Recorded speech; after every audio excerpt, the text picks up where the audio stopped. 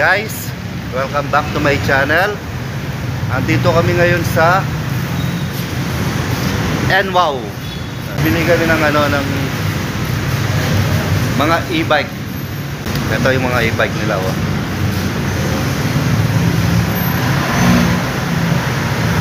Dito sa sa Daula, Candula, sa Pampanga. Tara guys, ipiplex ko sa inyo yung mga e-bike nila dito sa NWOW. May iba't ibang kulay. May kulay orange, kulay gray, at kulay black. Ito yung mga bagong labas nila. Ito. Parang totoong motor na talaga. Pero mga e-bike lang to.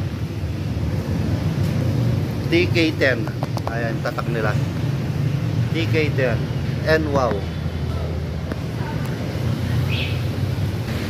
Ito pa. Ang dami nilang stock, oh. Kung gusto nyong bumili ng mga e-bike, punta lang kayo dito sa Dao. Sa NWOW. Ito, guys. Boss, magkano yung mga ganito? Yan sir, 36,000 less 2,000 po, 34,000. 34,000 pag cash. Yes po. Okay. O ito? Yan sir, makukuha nyo po yan na 59,800. 59,800. Cover na po yan. Ah, buo na ito, no? Hindi na tatanggalin itong mga cover niya. Hindi na po. Ah, okay. Then meron po tayo iba-ibang kulay niya. Meron po tayong orange, silver, tsaka po maroon. Ah, may color red yan? Yes po, meron po. Okay. Kaya kung sakaling maroon yung hinahanap po nila, ganitong kulay po. Ah, mga ganito. Ganyan po yung kulay na. Oo, ang ganda. Dito lang sa MacArthur Highway, dito sa harap ng Jollibee, dito sa Dao, Lacandula. Yung specs po nito sa'yo, 72 volts, 32 amperes. 72 volts, 32 amperes. Okay. Tapos magkano yung SRP nito? Yung SRP po niya, makukuha niyo po siya ngayon. Yung araw po is 41,300. Kung ngayon bibili to, makukuha 41,300. Pero halimbawa, sa ibang araw, yung mga gustong bumili, mga magkano na siya nun? Mga ano po yan, nasa 43,000. 43,800, babalik na siya sa dating price niya. Ah, okay. Ngayon, yung nito, yung battery niya, tumatagal ng yung range po ng kilometer niya sir, aabot po siya hanggang 80 to 110 kilometers. Yung buhay ng battery niya, umabot ng 80 kilometers hanggang 110 kilometers. Yes po, yes po. Ah, okay.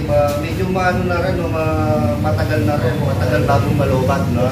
Tapos pagka nag-charge ka, ilang oras dapat? 8 hours po.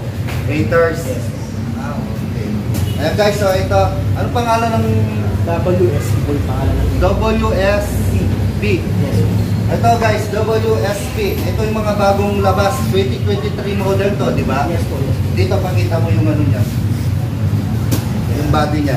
Body po niya yan. That's yung compartment po. Ito yung compartment niya. Maluwang din. Kasi yung isang helmet. Yes po. Kasi yung isang helmet dito, yung compartment niya. Ayan. Tapos pwede pang lagyan ng ano dito. Kung gusto mo lang, GB box. Pwede naman po. Mga pwede, no? Tapos itong key niya, may remote po siya. Yan. dalawa na yung key niya.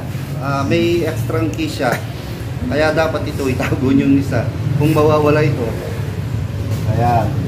Tapos meron din siyang compartment dito. Buksan natin. Ayan, pakilaman ko na. Ayan. Ngayon, pagka sinara mo, hindi makukuha ng isang ganyan, dapat ganunin mo. Ayan. What? Okay na siya nun. Ito yung battery nung binibili namin e-bike na WSP. 1, 2, 3, 4, 5, 6. 6 na battery. Ang lalaki. Ang lalaki pala ng battery niya. Ayan, o.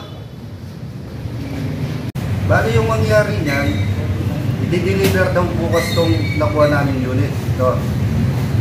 Ngayon, hintayin natin siya bukas. The next day. Hello, good morning. Alas 10 na ng umaga. Bali, hinihintay ko na lang yung binili naming e-bike kahapon. Kasi sabi nila, i-deliver daw nila before lunch. Eh, alas 10 na ng umaga. Kaya, siguro mga alas 11 darating yon. Excited na ako. Pagdating niya, i-road test ko kagad. At i-video ko na rin siya. Sige guys, mamaya na lang ulit.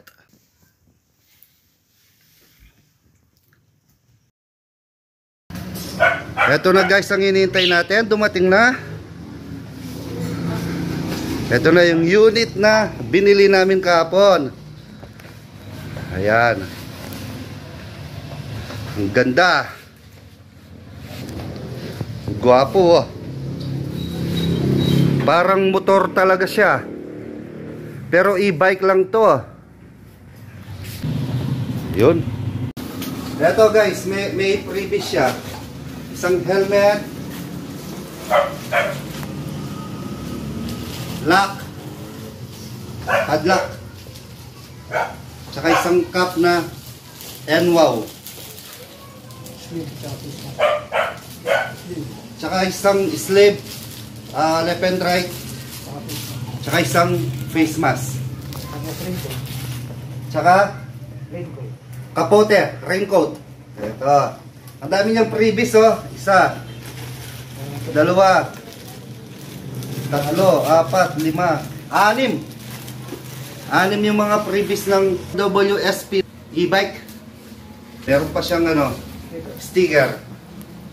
Ayan, ganda ng sticker, oh. And wow. Wow na wow.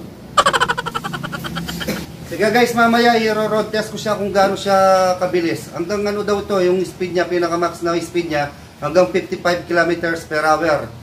Parang bumili ka na rin talaga ng talagang motorcycle talaga. Mabilis na ito.